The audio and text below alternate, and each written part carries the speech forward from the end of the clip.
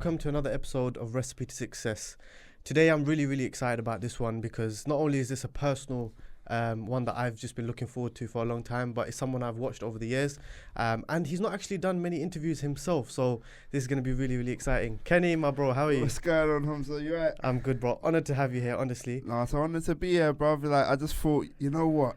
Let me just stop hiding in the cave. Let me just come out and just speak to people, because especially at a time like this with the pandemic, lockdown for a good part of a year and some change, I think it's good to just speak. We have to, speak to people like-minded like me, and just be a human being. Yeah, know? because human contact has almost become the enemy. Yeah, it has. And growing up, I've never been social media savvy, if that makes sense. Like, when I was in school, we were just in the brink of getting used to the phones and being in it. So when I went to like college and uni and it became such a social media driven world, it felt like everybody just wanted to be image based, and everything Life was changed. Yeah, and everything was all about how you brand yourself and how you look and all of that, and it became less human like. It didn't feel normal to just speak to one another. You know, I DJ, well, before pre-pandemic, I was DJing in clubs, and more time it's like I'm just seeing loads of people on their phones, you know. Records play for 30 to a minute, the hot parts of a record, and they want to hear the next thing, because we want things in like bite-sized, like just fed to us in bite sizes, you know, 100%. not too much of one thing. I remember even I went to Hedy's 2 shows, Music and Road and the 1, 2 and M Huncho and a few other ones, and you realize that people are watching the show through their phones. They're recording it because they want to put it on Snap or Instagram, but they're not living in the moment. Taking exactly, and but then when you have moments like what we've had for the past year, you realize, what you're missing out on. You're never gonna take it for granted. And I say this all the time, like to my bedrooms. I'm like, I'll never complain about driving 4 hours up north to do a show, or you know, just wanting to go home because I'm being a bit tired and I miss my family and I'm touring all the time. I'll never take that for granted, because I miss it so much now. So yeah, it's a weird time, but anyway, I say all of that to say that it's good to sit down with you and just speak, man. And the thing is, you're no stranger to the camera or the mic, but you're normally speaking to other artists and stuff like that. And I know that a lot of people will know you from either Voice of the Streets or Mad About Bars, but they probably don't realize actually how much you do and all the different things that you do. So why don't you start, for anyone that hasn't seen you before, just give us a general overview of who Kenny Allstar is. Well, how do I explain this? Obviously, I'm a DJ. Primarily, that is the first thing that I want to be known as. I am a DJ. I love DJing. I grew up studying the DJing game and the radio world. So I'm a lover of that, and that's who I'm known as. I'm that DJ that you might hear on the radio, BBC Radio 1 Extra. Of course, I've done many radio stations on my come up, but I'm more known for, you know, hosting a Friday night rap show and doing multiple freestyle platforms, because again, as much as I'm a student of the DJ game, I'm a student of the freestyle game, hip hop, rap, even grime, you know, just the whole culture that comes with these genres of freestyling and listening to just bars and that rawness. I support that. You know, it's quite modest for you to say you're a student of the game at this point. I still am a student. I still am a student, bro. I'm learning every single day, bro. When I sit down and I'm conducting all these freestyles, and it always feels weird when people put me in this category of like, this guy's been about, man. This is like an OG, and I'm not an OG. Like, I'm not. You know, I've not achieved half of the stuff that I've wanted to achieve in this game. But I just learn from a lot of these guys, like, and when I mean these guys, I mean these artists who just still teach me, you know. Some of these guys that come through the game, they're like in 18, 17, you know, in their 20s, early 20s, and they're younger than me, but I'm just like learning that lease of new life when I'm around them, and I enjoy it, you know. So again, DJ, radio presenter, producer, mixtape host, overall entrepreneur, essentially. Yeah, entrepreneur. Yeah, I'm in my entrepreneurial bag sometimes. But yeah, like, I run my own label as well. Also a consultant, you know, executive produce projects as well. A man of many trades and skills. Man of many trades and skills. So I just literally, I'm just the guy who loves the scene that I'm in. And I honestly think to this day, I'm on earth to just help people. I know it sounds very like, typical and very cliche. Oh yeah, great. He's there to help people. But I honestly think that's the type of person that I am. Like, no, but it's nice that you are humble. But I would genuinely say, because I was having this conversation with my boys the other day, and we were trying to, you know, I was telling them that I'm getting Kenny on, and I was proper excited, and I was asking them, you know, in your opinion, what's the best Mad About Bars, for example? And we all kind of came to the conclusion that one of our personal favorites was Abra. Yeah. Early on, maybe like 4 or 5 years ago, and that was just a powerful one. Special. But you know, you look at the roster, you look at how many people you've had on, and you truly do change careers, change lives, introduce artists to the scene. And so not only helping people, but changing people's life, genuinely, I think, anyway. Yeah, and I love that. But I'm not perfect, you know, as in, it's weird. This is one of the reasons why I like to speak to people like yourself, because it's therapeutic. I will never pretend to be the gatekeeper who, if you're not rocking with me, you won't blow. Because I realize that times have changed. I realize that even though I'm on radio every week, radio isn't necessarily the place where new music is broken and new talents are broken anymore. You know, talents get broken through this, you know, like, and I'm just more of a platform at this stage. And there's been enough MCs that have never worked with me, and they're doing fine. Enough rappers that have never jumped on a Mad About Bars or Voice of the Streets or any of my records, and they're doing fine. But I'm okay with that, because some of the people who have worked with me have been able to do major things. And just looking back, you look at them in pride, like with pride, and just like, yeah, man's like a big uncle in this thing. You know, I've helped guys do things, you know. No, like, I mean, you're right. You know, maybe there are people that have come on and still done great things, but at the same time, I think when they do come on Mad About Bars or Voice of the Streets, their career speeds up, number one, and number two is you're so credible, your platforms are credible, you consistently get consistent views over the years, and that is a challenge in itself, right? We've seen it with other platforms where maybe over the years their views drop a little bit because maybe people now think they're just posting a little bit of anything, but your content itself is always credible, and that's one of the things I would, you know, just want to say while I have you in front of me. No, thank you so much. I'm humbled, honestly. Thank you. No, 100%. So let's talk about lockdown a little bit, because we touched up on it. You being predominantly a DJ, how has that been for you? And whilst you've been, you know, stuck behind closed doors a little bit, you know, what are your words of wisdom for anyone going through difficult times right now? It's not easy. I won't believe anybody anywhere if they say it is. I don't care how much money you got, because there's that social aspect that I think a human being needs for them to function like properly, you know. I think sometimes even if it's just leaving your house to just drive around or walk about, see people, even if you don't know them, you're just seeing family members, even if it's sometimes strangers that you meet at a function or at like a box park or I don't know, a shopping centre.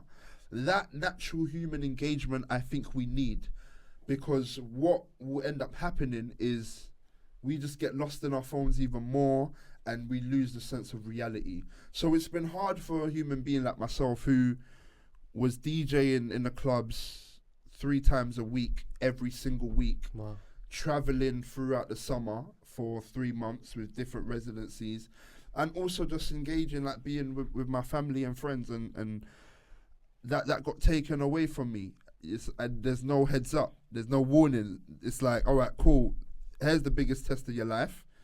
A year and some change, locked in your house. And we've been teased a little bit, because we go in and out of lockdown. So we get a little bit of freedom and we get excited, and then we have to go back indoors. Yeah, and it's been hard from that aspect. I think if we look at a business standpoint, I've always been very sensible and over cautious.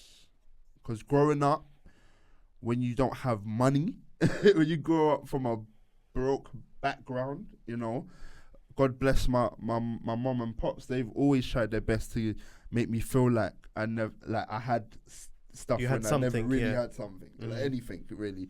I'm thankful for that, but I've always been overcautious. So rainy days, I've always been built to look.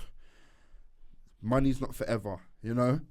Be smart with your income, and always put something to the side, just in case any of this happens. And I think platforms for me is the ultimate currency, because a platform, through a pandemic, a platform can run.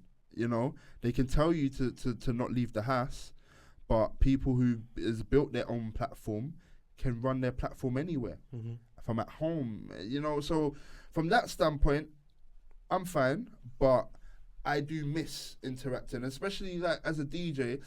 We run off the adrenaline of the people, you know? You bounce off it. I bounce off it. Like, I just love whenever I'm about to touch the decks and you get people just getting excited. Like, yeah, we know this is going to be a mad set. We don't know who he's going to play. We know he's going to talk his stuff. We know it's going to be a whole vibe and a whole experience. I miss that, you know? So the lockdown has been a test, but at the end of the day, it's cool. Are there any positives that you found from it? Yeah, the positives that I found personally is just getting to know myself.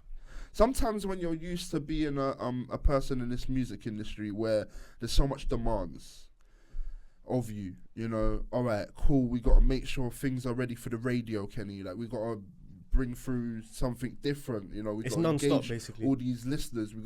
It's non-stop, and sometimes it's like clockwork, and I felt I needed a break, because a lot of people that love to work hard, workaholics, they sometimes feel like, nah, we're all right, man. We're like machines. Like, sometimes it's good to just take some time out and figure it out for yourself and plan.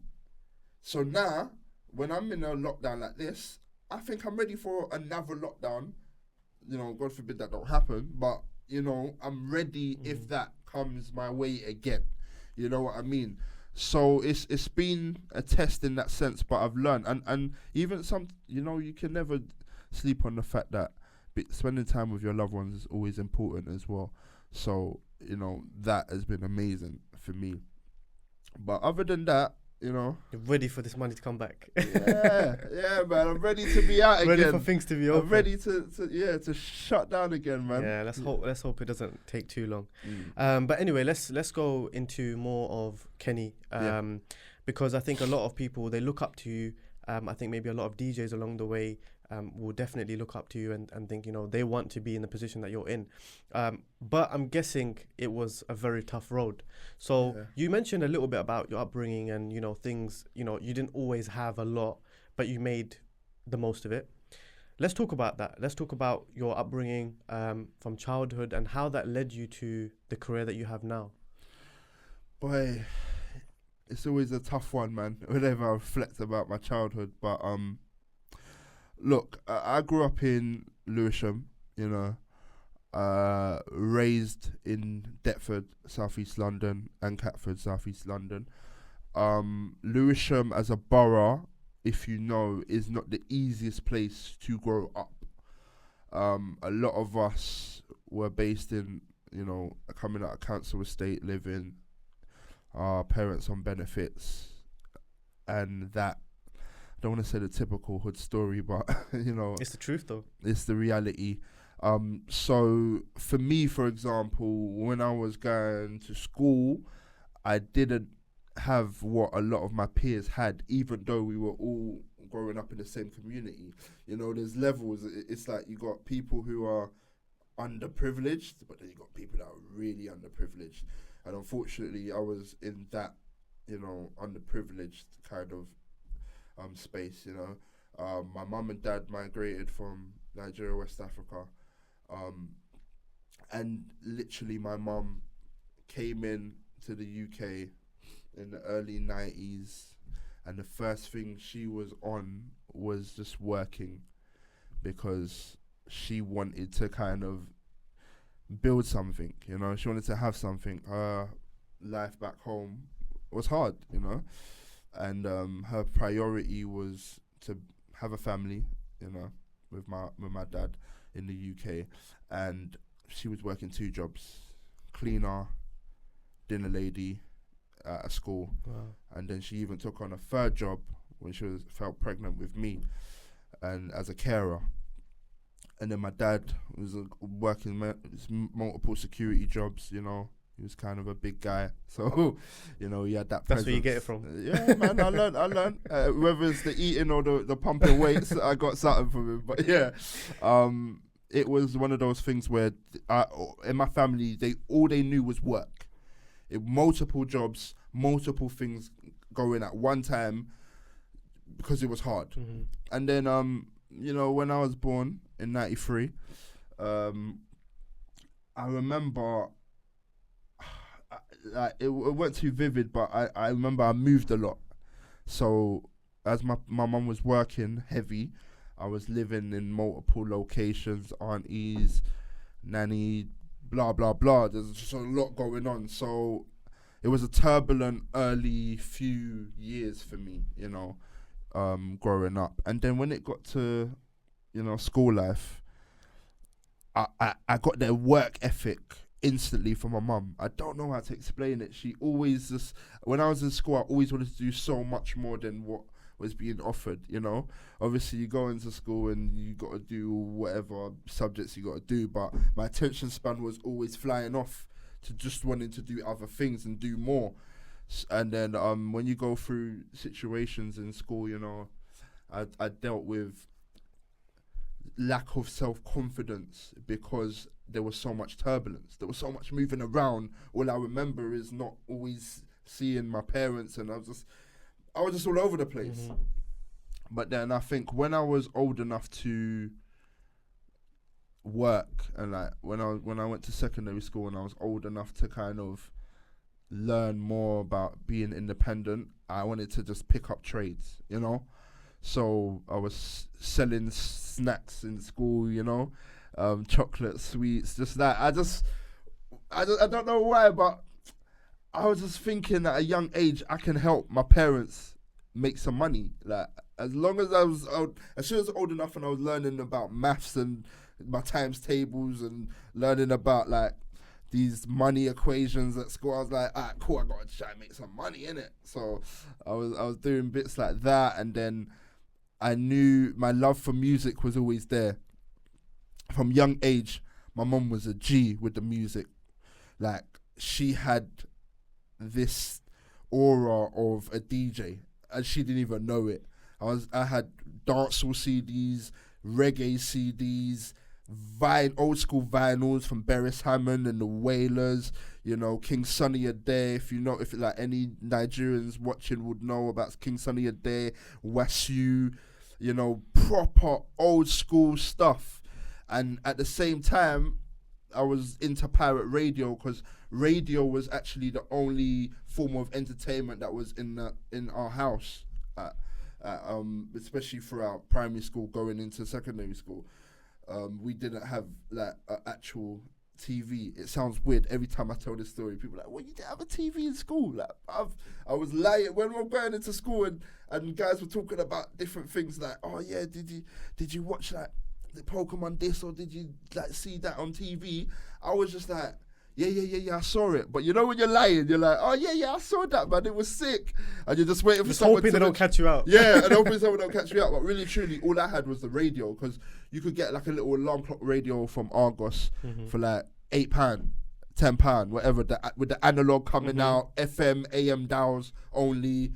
DAB weren't a thing these times, and I was just in awe with that. So I had my mum's music collection, I had the pirate radio, just flicking through pirate radio every night, man. Like it was crazy. On Top FM, in South London, On Top FM was like the main radio station for like the music that I wanted to hear, which was grime, garage, and I was just in awe with it, bruv.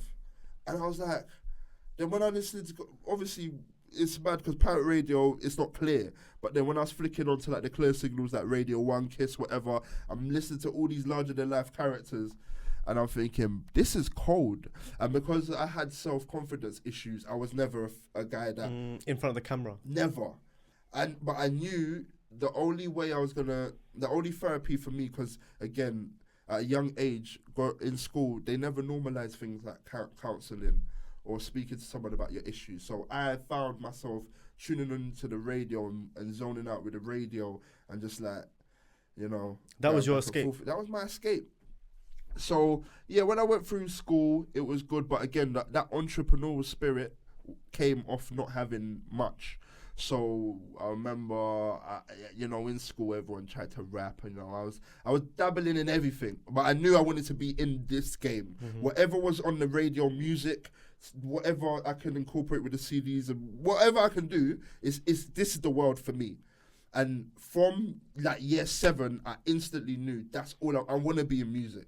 This isn't like one of those situations where, what do you want to be when you get older? Footballer or musician or that. Like, I genuinely loved this, and I didn't want to be in front of the camera and that. I was happy to be the behind the scenes guys, but of course you dabble in things and you're like, all right, cool, I'll do a bit of rap here and there, blah blah. I knew when to stop. I knew when it's like, yo, I'm tapping out, rap ain't for me, but I still love this music game. So then that's when I just got that motivation to get into DJing, because I was just listening to these guys on the radio and thinking, these guys are DJs, they play music, and they're taking me away from whatever madness is going on in my life right now. I want to do that. I instantly knew that I wanted to do that when I got older. Like, I want someone to listen to the radio and feel that escape the way I did. And like, you are the escape. You're providing this. Let me provide it. So it was harder when you're in school to get into, because not many DJs were like doing it in my area. Like, no one really wanted to DJ. Everyone just wanted to rap. So there weren't really much places to go for me to learn the craft. What age was this roughly? I was in year 9. So you were like about 14, 15. Yeah, 13 maybe ish, around that time. And then I was just doing bare things, like, again, multiple platforms. I learnt from my mum. She had multiple jobs. My dad, multiple jobs. So I was thinking, all right, cool. I know I want to DJ, but let me do other things. Don't want to rap. Let me film. So then then I was just, I hit up my mum. It was my birthday coming up. Mum, let me get a quick camera. Dead quality.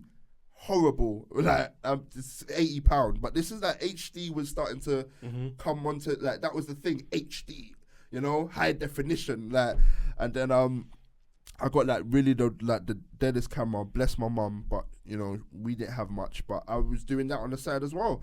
I was filming guys from my area, and I wanted to just like build a platform. So from that age, I knew I wanted to start a platform. And I called it Ken's TV. And what I would do is I would go around to different areas, but start from my hood. So Deptford was like the first place. And I was always out and about with the guys from the area.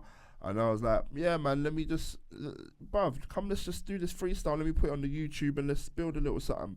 Then I went from there. Then I branched out to like more local areas. Then it built up a little buzz. Should I tell you something crazy? Go on. To cut you off. So I actually went through something similar. And it's really like crazy for me to hear, because when I was young, I was the same. And I think, now when I get older, I realize that coming from nothing is almost a superpower, because you have this need, you're looking for it, and you're going to find it any way necessary. So I remember I was really young. I was probably similar age to you, year 9, something like that. And I started a platform called Forever Street. And at this time, grime was heavy, but UK rap was really, really early. Yeah. So I remember I think I saw Jamal Edwards' story when he first launched SBTV, and I was like, wow, I was inspired by it. He got a camera, he started, getting freestyles. So I did the same. I literally got a camera from my sister, and I was ready to go to Lewisham, funnily enough, to film. I can't even remember the rapper's name now, but then I had a lot of support from like artists like Ardads and Shallow at that time.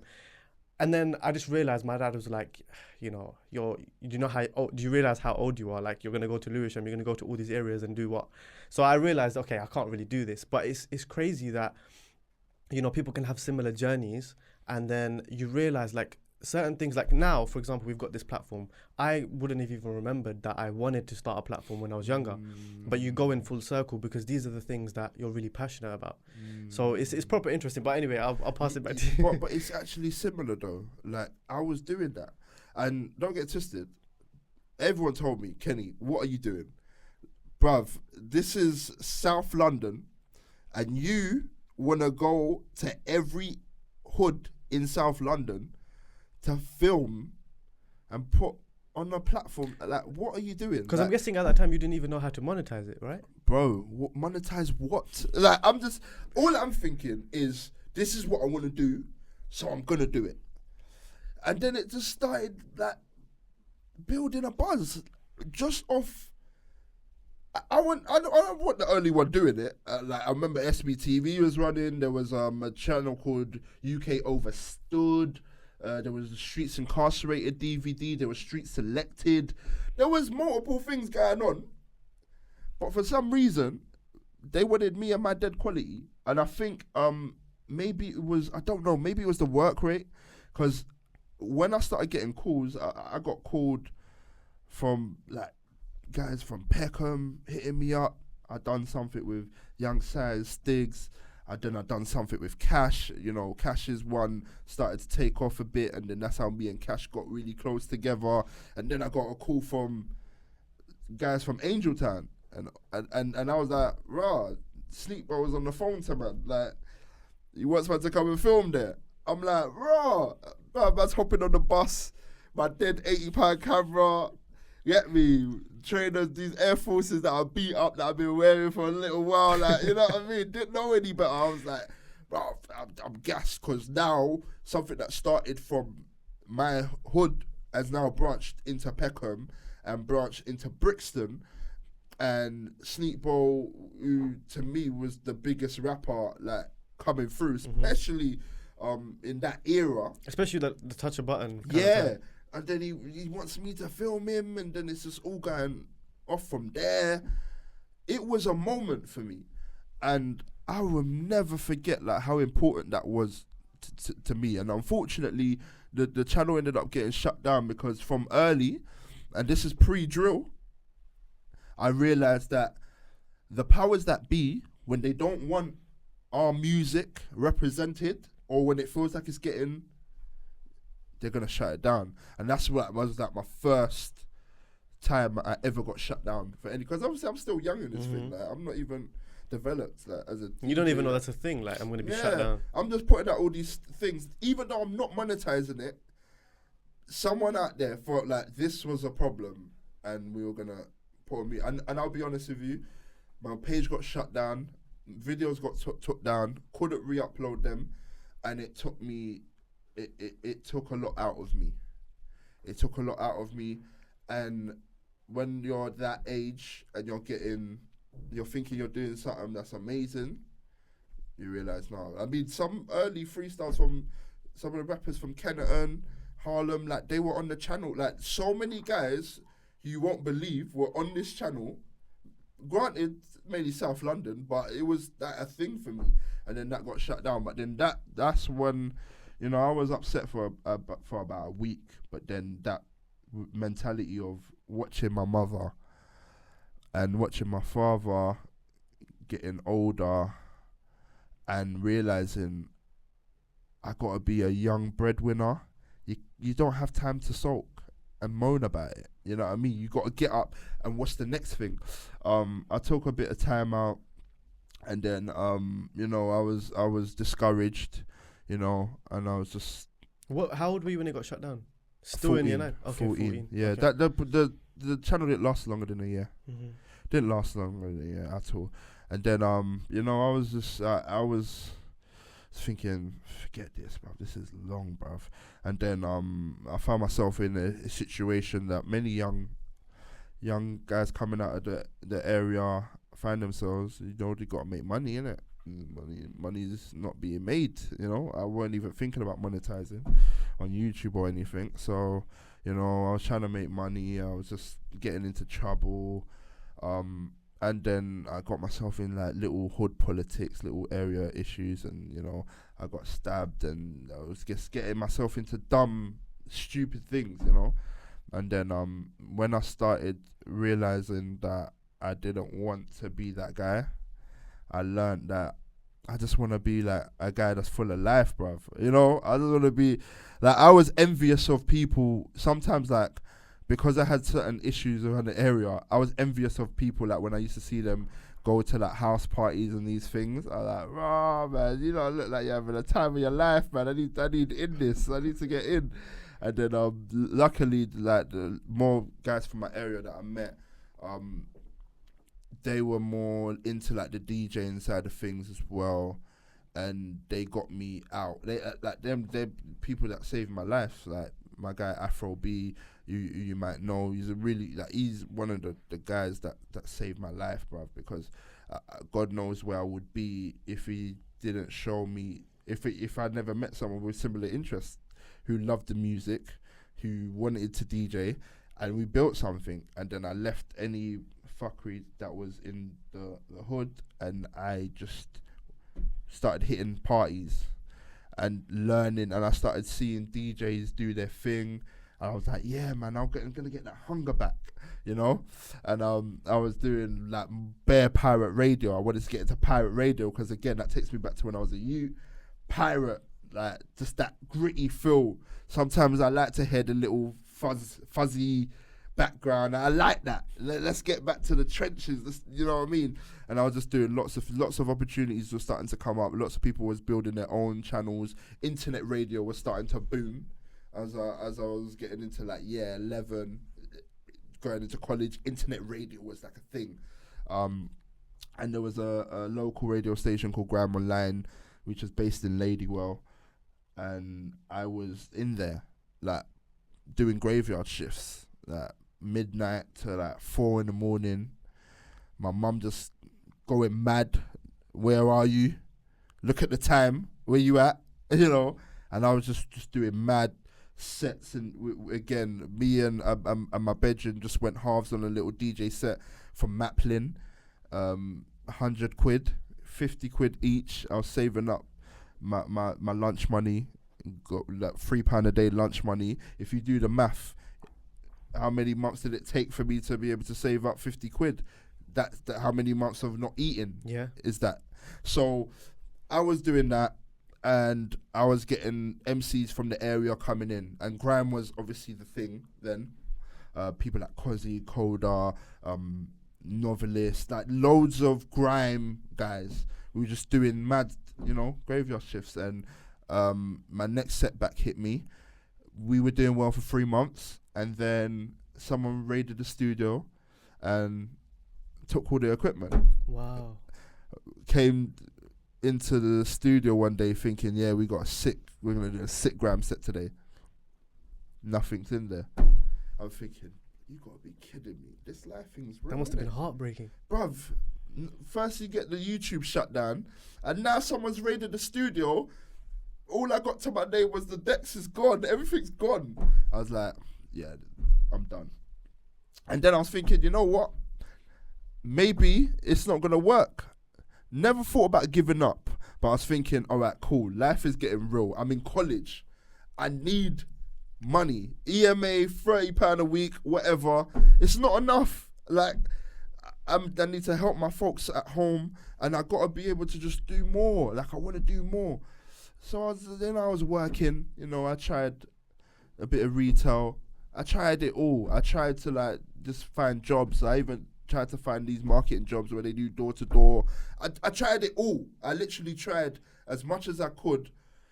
I applied for multiple jobs, and it got to a point where I quit and walked out of every single job.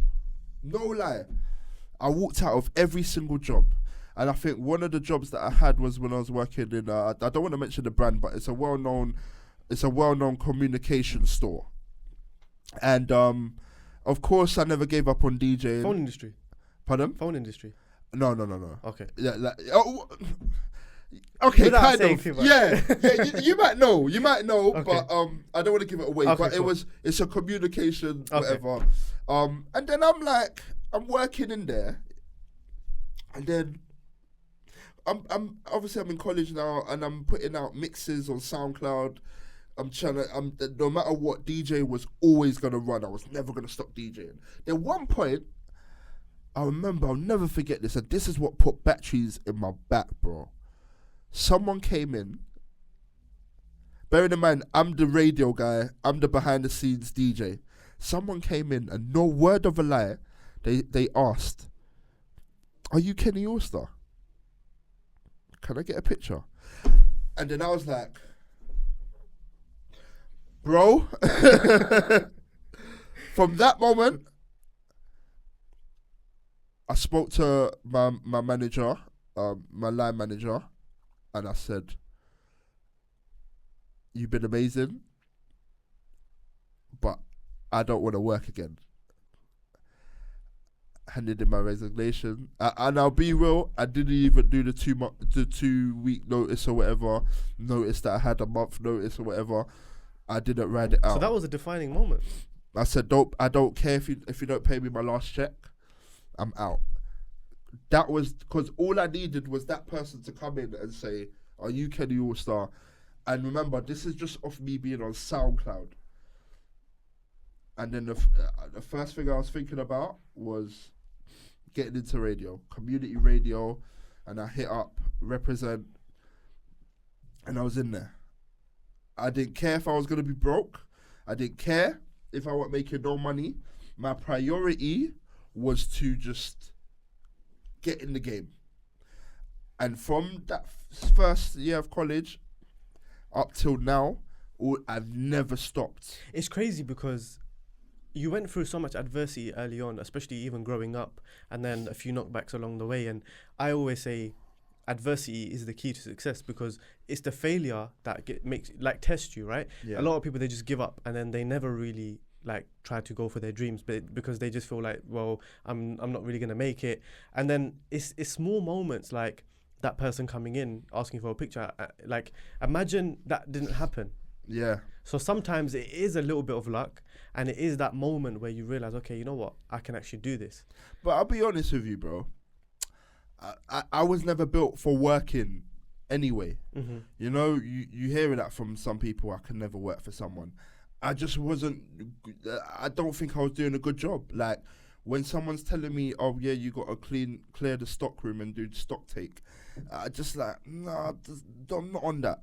But it's good that you tried it. I tried it, yeah, because at the end of the day, it all comes from a good place. Mm-hmm. I didn't ever want to work, but I understood the situation that I was in, and I had to change. I had to do something. But do you think the reason why you didn't really want to work was because you thought that the success that you wanted wouldn't come through there, or was it just you just didn't like taking orders?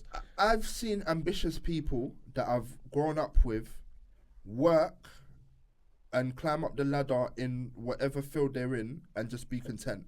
But their talent surpassed working in retail or working 9 to for 5, someone. Yeah. Like 9 to 5. And I just personally felt like I needed to, even if I can do both, I'll do it, but I couldn't get lost in that mode of repetition. Mm-hmm.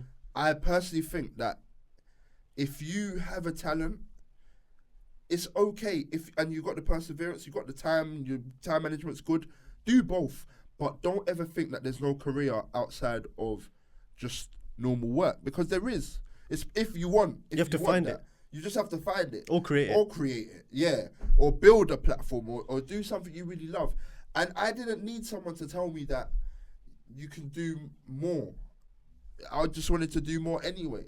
So, that was the defining moment, as you said. When that person, big up that I don't know, if you end up watching this, big you up. Literally, this guy came in with, I think, his sister.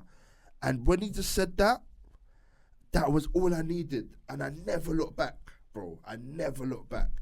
No regrets, bruv. So fast forward, you've gone into Represent. Yeah. And you've had these moments. You're still just trying to make any money that you can. Yeah. When did it change? So I think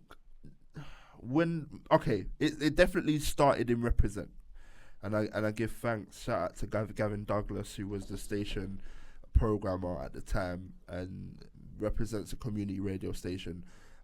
similar to like a West Side, a Pulse, 88, or there's lots of community radio stations that have served its purpose so well, and a lot of us have been birthed from that. So I always give credit to Represent.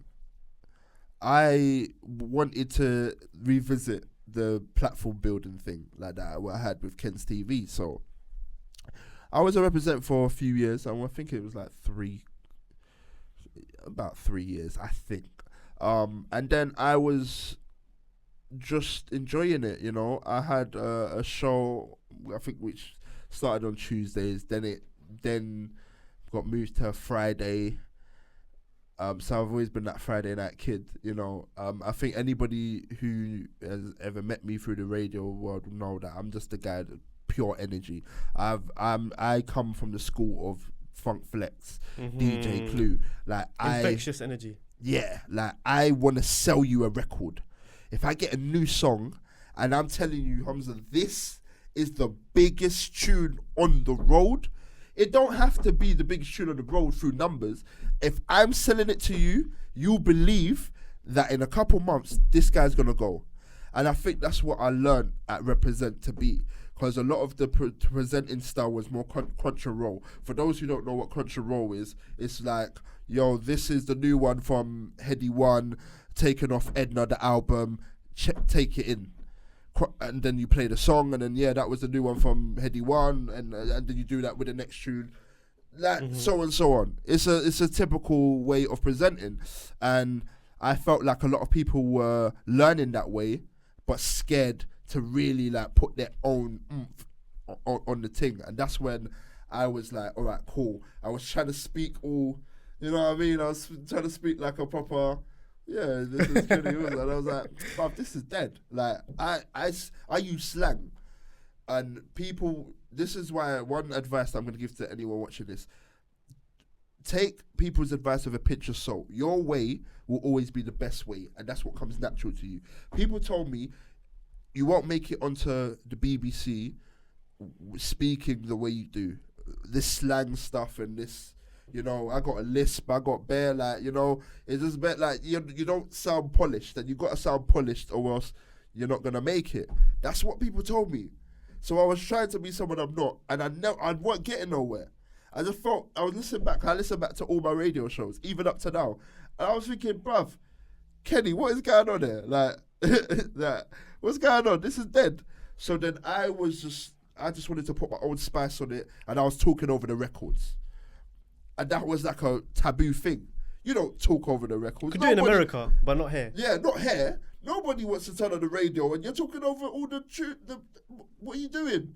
But you know what? There was people who, because it was new, especially on Represent community radio station, they're like, blood, this guy's got a bit of confidence. He's a bit boozy, isn't it? He's talking over the tracks like that, like it's his. And then a Friday night show, which turned into like a Saturday night lineup, and then dancehall was the genre that I took on, because a lot of my friends were either African or Caribbean, but I had there's a heavy Caribbean influence in Lewisham. Anybody that knows. And when I started, you'll remember earlier on, I was talking about when I was party hopping, I was going into these parties and I was just living life. I was like, yo, this is sick. And dancehall was the main thing. Vibes Cartel, Idonia, Mavado, that was the hottest thing in the parties. The main genre of the night was always bashment, dancehall. And again, I'm a student. As much as I learned from, the likes of Funk Flex and Clue, my ways of DJing is very like selector based. If you listen to bashment DJs, they're known as selectors. They pick records that will evoke a reaction and sometimes use their speech to mix records and bring in a record. And nobody who was not from Jamaican descent was willing to do that. Mm-hmm. So I incorporated that on the radio, and then I built something called Dancehall Nation. Dancehall Nation then began to be a concept where I was mixing the rap music with bashment. So I would call someone like Ratlin, who had a record which was like a cover of Mavado, Messiah. So I knew he could jump on the bashment beat. I called him. I'm like, yo, Rattling, come down. Let's do this. And a lot of that time, again, this is the sneak boat era. A lot of people jumping on bashment beats was like the way people are jumping on drill now. So Rattling came down and a sick freestyle went off. Naira Marley had a big tune going off on the Happy Time rhythm. Marijuana, that was going off. I was like, Naira, come. Never been on radio before. I'm bringing you on radio. You don't have to be polished, just don't swear. I don't care. And that's what I think was refreshing about my approach to radio. You didn't have to be polished. You didn't have to be the guy that was like, oh, you didn't have to be professional. I'm from where you're from. Just because I'm on this side, it doesn't mean that we can't relate.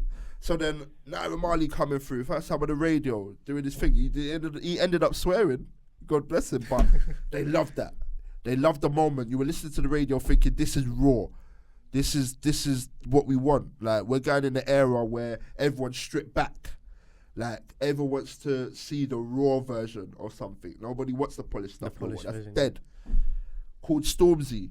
Stormzy came down. First radio show. First ever radio appearance.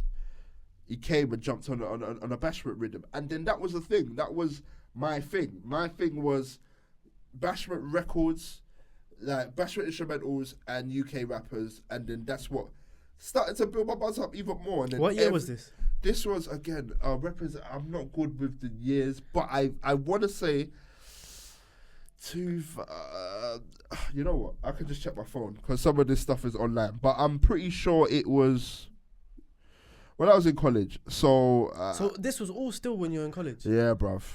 You've been grinding. I've been grinding.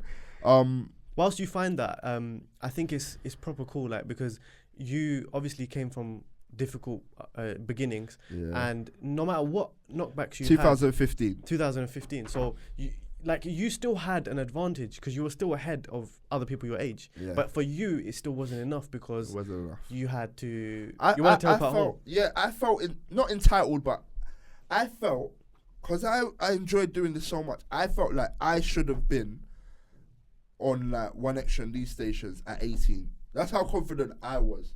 Not cocky confident in what I was doing. In your what you have to offer. Bro, I listened to radio every day. What I was doing wasn't happening. Like, everything they said I shouldn't do, I done it. Like, it was against the laws of the way traditional radio was done, you know? So that happened, and then as the UK rap scene was booming more, I decided to take a risk and kind of put aside the audience that I built for a few years, knowing me as a bashment DJ. When I was doing the uni scene circuit, a lot of people don't know I went uni as well, and then I was DJing through uni as well as travelling back to do radio, commuting back to do radio. I studied at Canterbury Christ Church in Kent. You got the skills from your mum. Yeah, never stopped. Yeah. So I was doing that, and I made sure that I just took the risk of losing the audience that I had built as a dancehall DJ, because the reality was, no matter what, throughout all my story, I always wanted to support rap talent. I love rap. It's art.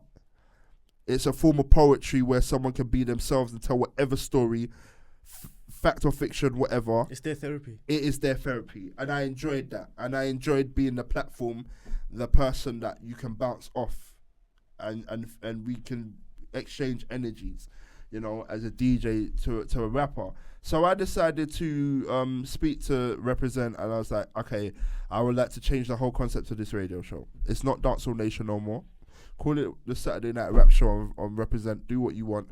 But this now means I'm going to be bringing nothing but UK rappers, and you're going to have to find someone else to do that dancehall stuff, because I'm ready to just evolve. And then this is when it got interesting. This is when I was ready to bring another platform, considering that we already have established 2 of my platforms have been shut down already in the space of 5 years. Like, I'm a youth, and I'm just always getting shut down. Mm-hmm. You know what I mean? Like, that's all I know, being shut down. So then I said, cool, let's do something. And in the midst of all this, I was known, I guess, for my work rate. So Mixtape Madness really early on were one of the first platforms that noticed me, you know. I used to do some interviews for them, and then host some mixtapes, you know, that they would, want, because I was always a talk on the radio. They heard all of that, so I hit them up because they were the only platform. Like, believe it or not, again, my work rate, I was annoying. I was the type of guy that would hit up everybody. Persistent. Grime Daily, let me get on. Let me get on this one. I'm hitting up everybody. Trust me, this is what you need. Let's talk about that quickly, Kenny, because there's a lot of people that wait for things to come to them. Yeah, no.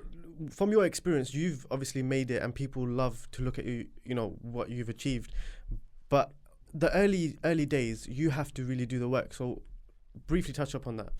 I believed at a very young age that nothing will come to you, especially if you come from where we come from. People are less likely to look in the direction of a young woman or young man from Lewisham or Brixton or Harlesden or wherever you're from, because we have an inner city life. Sometimes our worlds are so much different from the middle class, whoever's calling the shots. They will never get to see you. You have to go to them. Some people think it's begging. Some people think it's sneaky. That's the word, nerdy. Like, you know what I mean? But who's gonna do it for you? But no one's gonna do it for you. I didn't have a manager. Like, I had to do it myself. I was hitting up all the platforms. Like, I got this idea. No one replied. Hit up all the radio stations. I'm ready. Look, this is like bare radio stations turn me down. I'm not gonna mention, but bare mainstream stations didn't see the vision. And this is how consistency will always breed success, because I was consistent. I never stopped. Even if I'd done a copy and paste email and just changed the title in and made sure I'm not mentioning another network in like the pitch, I still never stopped. And it even got to the point where one of the first replies that I ever got back was from the station controller at BBC Radio 1 and 1 Extra and Asia Network, George Erogatudis. I hope I didn't butcher his second name, but he was one of the first people that got back to me. Bare platforms that I thought would be familiar didn't get back to me, but he got back to me and put me onto someone else. But that's when I knew, all right, cool, this is actually working. It's amounting to something. It's not falling on deaf ears. But I realized in order for people to find value in yourself, you got to build something that's worth something. Mm-hmm. You have to give something in return. There you go. So I hit up Mixtape Madness because they were one of the only platforms that saw the vision. And they instantly, I was like, bro, I got to do a freestyle platform. I want to do a freestyle platform. And they was like, they had, their name was temporarily changed to Mad About Mixtapes and all of that. And then they came in, and I was just booking artists that I rated to come. But the difference was they're coming on the radio show, and it's like it's just a freestyle, innit? Like, no pre-writtens, just like vibe, and I'm gonna mix instrumentals, like mix the beats. Wow. Yeah. And then the first one was AJ Tracy. I was like, I was a fan of AJ Tracy when he was coming up. I was like, bro, this guy's cold. Like, what is going on? Like, why is literally from down the road? Yeah, like, why is he not like in bare platforms? Obviously, he was more grime heavy then. But I called him. He was just getting off. And you know, grime MCs have the ability to be able to just do that, like spit on any beat and just cut, you know. And that was the first one. I was like, cool, I got this guy called AJ Tracy coming down. Like, can you film it? And then brought down a cameraman called TZC, who ironically is the same TZC who's done every single Mad About Bars from when we was in Represent till now. Wow. So I will never forget this moment. We had done this, and by the way, this is live. So, oh wow, like, I'm live on radio. It's 10:35. Artists are coming late. They're coming late. It's 10:35. I'm off the air at 11. But then I'm like, why not? Like, let's just try to do it. And I just told Teezy, be ready. AJ's gonna come in, whatever. Like, boom. Get it and wrap it. And what we would do is after the show, we always get the clean audio, the radio audio, the 2-hour show, and then I would cut it and send it over to TZ for him to do the edits. So this was live every week, doing live radio, you know what I'm saying? And by the way, just to represent, we can't swear nothing. Man was swearing, mad profanities, all of that. It was all going off. But there's that raw energy that was there. And then I remember after that first episode, we were just in the studio, a couple guys from the MM team and TZ and me, and they were like, we might have something here, Kenny. Like, this is good. Like, you should just keep on doing it. We'll come and film it. We don't want no money. We'll just come and just keep on doing it, like, you know, because we think there's something in this, and we were trying to come up with concepts and names where we were just like, you know what, if we're gonna do this every week, we ain't got no time. Like, these guys are spitting bars, mad about mixtape, mad about, you know what, let's call it mad about bars. Like, let's just, like, we ain't got no time to overthink this. Let's just do it. And it worked, and then we was uploading that. Then the next week, Miss Banks came. The next week, Bassman came. Next week, Blitz and Tobes. Shout out Bassman, by the way. I grew up in Forest Gate, so 100%, bro. And then it became a thing where it was like, all right, cool. This is now starting to do numbers here, guys. We got to do it properly, because there was a lot of pressure of swearing was a big thing. I'll be honest. Yeah. I represent, like, I was putting them through hell. Honestly, bruv. Like, because they had to edit it live. Like, they couldn't edit it live. You can't edit. As in, you know, like, they don't know what they're coming to spit. They're just coming and spitting, like, live. How you know, we don't have a 100 grand production that can just have a censor button whenever we think a swear word's coming. We don't know. These guys are rapping fast, you know. They're not. True. You're not able to censor. And then it got to a point where I didn't want to put the station at risk because of what I was doing, and we made an executive decision to now make it a standalone platform on Mixtape Madness and take it away from Represent. And as that was happening, I focused on that, and that was the season 1 that had Abracadabra, rest in peace, Shoki. You know, that's the season that had M Honcho. Wow, the original, I remember that. Skegno and AM, like, this is the time where it started, you know, building something. We were building a buzz here. We had something special. And so we moved, and that was the birth of one of the most important platforms in Mad About Bars. And then I had been building up my buzz in the BBC sector. I told you George put me onto someone in One Extra, and One Extra gave me a shot really early to do something called Extra Talent, which was like the development kind of thing that came on at like 1 a.m. after whatever show. So I was doing the dancehall shows there and covering, and then I got a big opportunity as I was in uni, so I just took a step back from Represent, obviously moved Mad About Bars, felt like it was time to go, because Mad About Represent as a network focused on young people, and I just felt like I was just getting to the stage where I needed new challenges. And then I went over to another network, and then I built another platform, again, multiple platforms. Take it back to my mum. She had multiple jobs. My dad, multiple jobs. All I ever knew was doing multiple things, and I felt like Mad About Bars was taking off, but I was getting to a stage where I couldn't track everybody. Mm-hmm.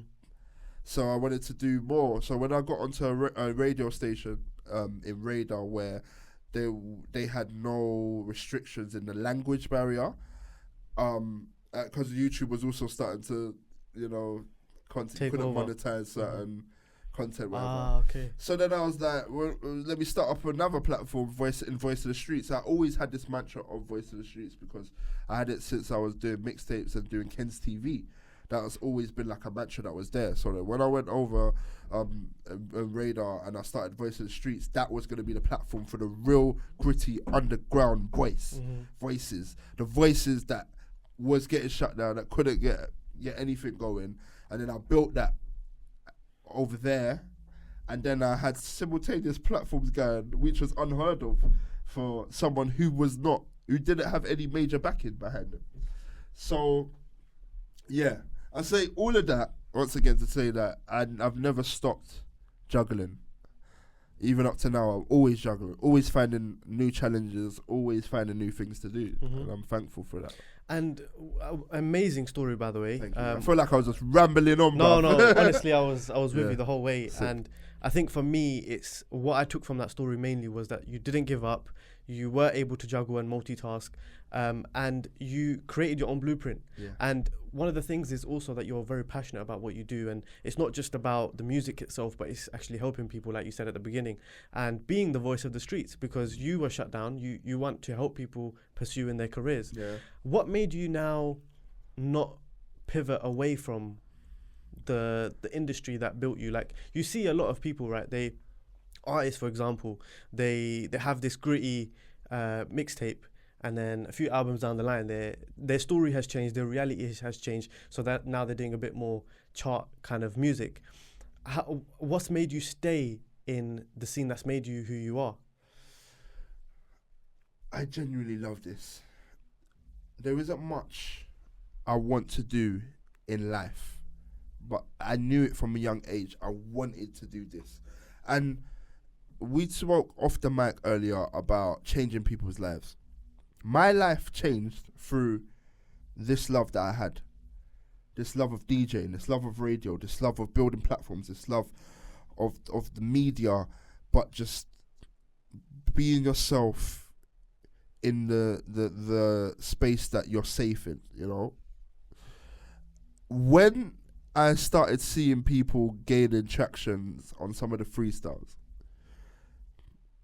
gaining crazy numbers, like dumb numbers, and then getting signed,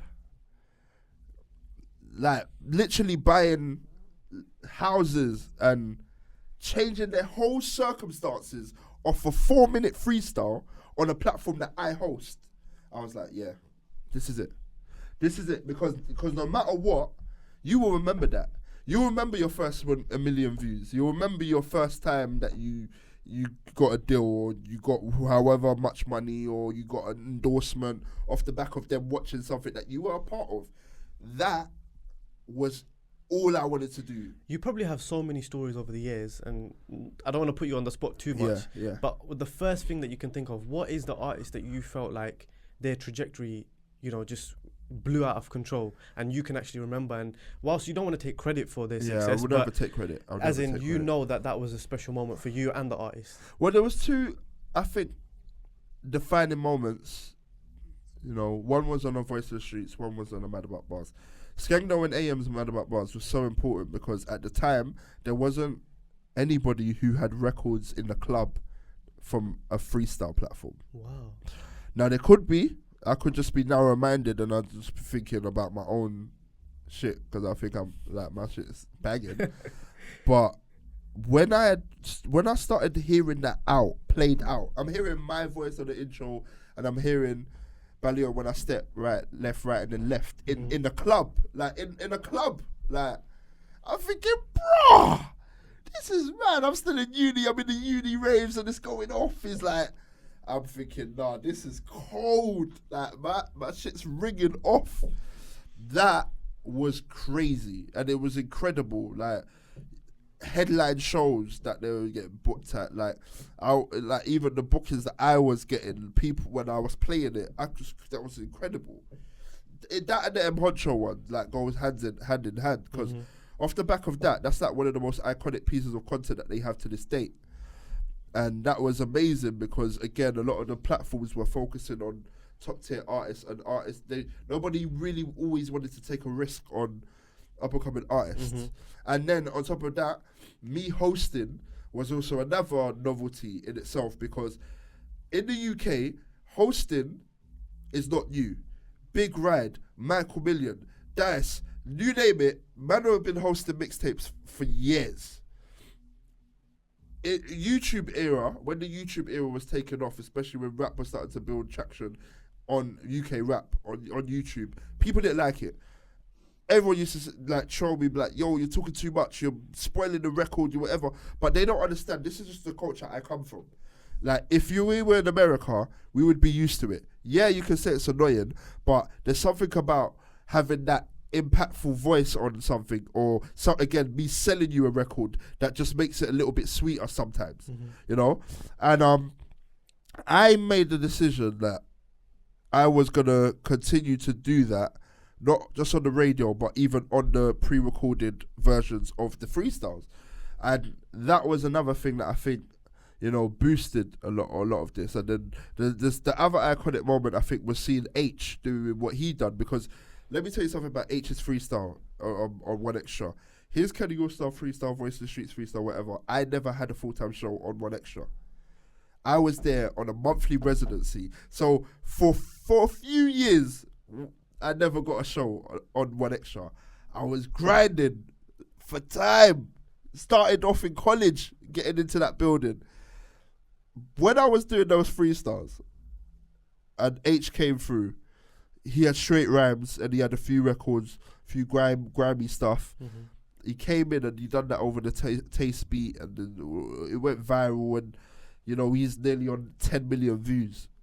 One of the most highest freestyles on the network, and the most viewed freestyle outside of the Fire in the Booth on the BBC from a presenter who doesn't even work for the station full time. It was one of those things that was like, I've knocked the door, like, you have to listen now. So I think H's thing going viral was an important, not only just for obviously me in that building, but also him, because loads of like people in the States were like, who's this kid, like, and those are the moments that just sweet me. As a DJ, you just look back and think, bro, this is it. Like, I love that. I'm gonna do this for as long as I can. Honestly, I am here to help, and I realize I'm here to help people, and I'm here to be a platform, and I'm not always gonna get it right. I'm gonna miss things. There's like, bruv, I don't check my DMs. Like, it's so rare. Like, I just get flooded all the time. And again, I got lucky. Back to sanity. You got lucky. You slipped through the crack. Just for my own sanity, I'm not a phone guy like that. Like, it's hard. I like being incognito. I like not being able to got too reachable, like too accessible. Yeah, because then it makes the moment of whatever I'm doing with the artist more special. Because you now know, if I play your record, like for example, my process of playing music is different. Some DJs have pluggers. You know, you got pluggers that work for plugin services, and then they get these emails, whatever, and sometimes management. Me, I buy music. So a lot of the music you hear me play on Friday, I buy it. It's 99p. What would I be spending 99p on a normal day, bruv? I would have been wasting it on something. Like, you know what I mean? Supporting the artist. I personally think if the artist gets paid, I don't mind paying 99p to play that. Like, bro, if you see my bank statements, iTunes. It don't stop. Every Friday, when it's midnight and I know a new project drops, I'm buying the project. And that's how I find new music most of the time. So that novelty of getting a surprise play, they remember that, you know? That moment of me DMing you or getting a contact through someone, oh, yo, it's Kenny, like, I think you're killing it right now. You want to come on the Voice of the Streets, come on the radio, shut it down, just go hard. You want to come do Mad About Buzz, you want to do this, you want to jump on one of my records. Like, that novelty, that's special. That's crazy. So I think there's so much value. Honestly, Kenny, I could sit here all day. Might need to hold you to a part 2 maybe in a few months. Yeah, man, no doubt, man, no doubt, bro. But before we wrap up, just because obviously I think, you know, people watching, especially the young people, they will learn so much from your story itself. And there's so much value to learn in that. But before we wrap up, I just want to know any advice, not specifically for the music industry or for DJs, but just advice for people that are going through hardships and, you know, struggle to get back up, because you went through that yourself. Look, I've never been a fan of giving over advice, because I believe I'm from the DIY culture, innit? Like, just sometimes it's good to just work it out yourself. But for those people who feel like they're finding it hard to juggle and do multiple things and whatever and break through, it's a long game. I know we're living in a viral lifestyle where you feel like people wake up and just go clear. Got the bag. Bruv. It's a fake lifestyle a lot of the time. Yeah, man. And the thing is, there's no longevity in a viral lifestyle. I'll be honest with you. Like, a lot of guys come and go. I feel like those who work hard and don't stop and take this so serious and just never quit are the ones that always have, you know, a illustrious future. You know what I mean? So I would just say just keep on going. And again, my advice will work for me but might not work for you. So I just say never give up. The one universal advice, cliche, call it what you want, is never give up, because you'll be surprised. The moment that you think you might be at breaking point, you might be like, yo, I'm done, that's when the blessing comes. And you know what's crazy? You could have given up on that day, and your luck may have turned around the next day or a few years from now. You just don't know. Who knows? And I'm I'm a student. I'm still learning, and I still want to achieve more. So, again, if you look at me and think that this is the pinnacle, it's a lie. I'm not the top of what can be achieved.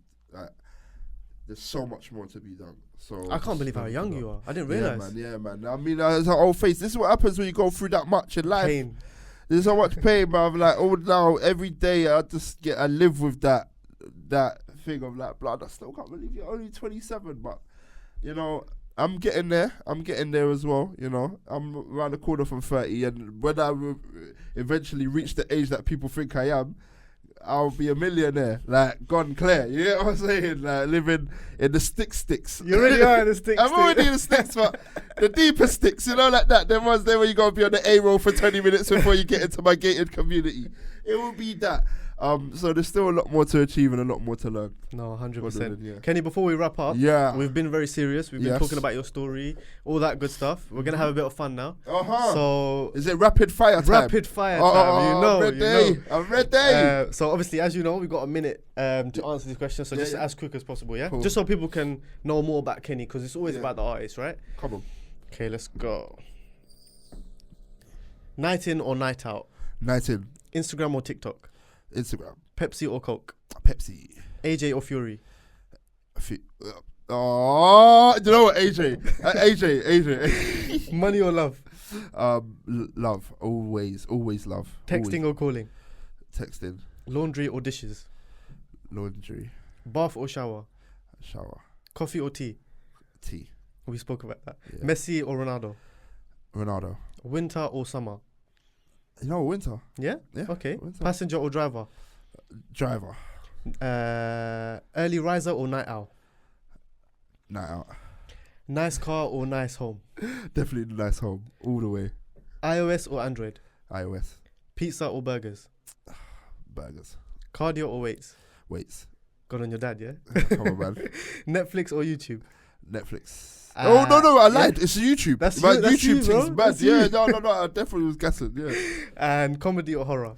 Comedy. Perfect. Just made it in time. Just about, man. Just made it in time. Just about. So them rapid fire questions will get you, though. Yeah, it'll get you, man. Come from that. I don't know. Sometimes you think you say the wrong one, like, straight away. Yeah. No, but it's good. I think people are going to really enjoy this episode.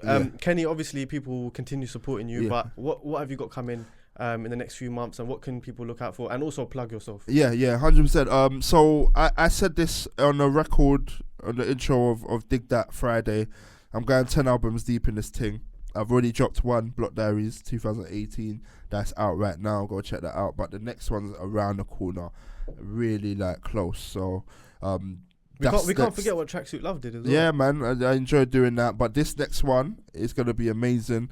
It's a project that I care about a lot, and it's gonna surprise a lot of people in terms of the artists that are on there. But I've been in the studio working with some amazing beat makers and just directing different vibes. So that's coming out very soon. It's an EP, very, very, very, very soon it's coming out. So that's why I've come out to play again. So that's running. Of course, my radio show every Friday night, BBC Radio 1 Extra. If you love UK rap, if you love hip hop, if you love like music just from the streets, new artists, that's just the radio show for you. And other than that, I'm about more, man. We'll put your platforms in the description as well, so people can follow. Yeah, of course, man. Just check them all out. Mad About Bars, Voice of the Streets. Obviously, because of COVID, there's a break on the freestyle platforms for now. But once we can get back to some sort of normality when it's safe, because I do believe it needs to be safe. We will bring that back. The exciting thing is that Kenny's finally had a bit of time off. So what's gonna happen when? Yeah. Oh no, you're just gonna go wild. It's long. I'm literally. I've been able to have the privilege to catch up with you because I'm now finished the project. I remember I was telling you in the DM that I'm working. I'm in project mode. I don't really want to be sidetracked with anything else. 100%. I'm coming back out to play now, bro. The question is, did you change the clubs and allow people to go in tracksuits? Yeah, I think I did change the club culture. Look, promoters, they're shook to book me sometimes because they know me and my bedrooms are coming up in the trackie. I'm literally the most comfortable in the trackie. I can't help it, man. But man, I feel like when we get back outside, nobody has a choice to be put in dressed like this, bruv. We ain't been out in a good part of a year and a half, man. We just need to get out. We want. Let's just get out. No, 100%. Yeah, man. Kenny, thanks. Listen, bro, Humza, pleasure, honestly. It's been amazing. Recipe to Success is just what a great podcast, bro. You're gonna come back in a few months. 100%. We've done the come up story. Now we're gonna go into the real entrepreneurial. Mate. We got stories for days. If you want to see that, be sure to like and subscribe and all that good stuff. I hope you enjoyed this episode, and we'll see you soon. Peace.